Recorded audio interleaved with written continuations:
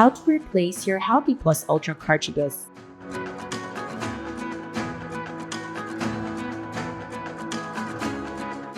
Turn off the hose ball valve.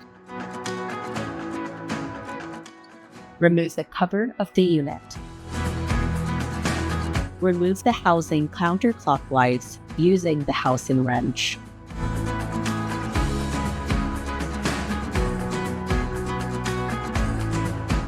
Hold and pull up the used cartridge. Unwrap the new cartridge and insert it into the housing. Ensure the housing O-ring is properly seated.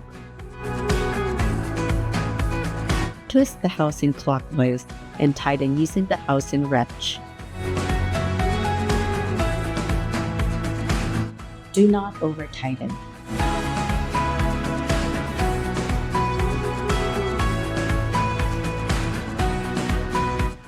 Turn on the hose ball valve and Megafresh faucet.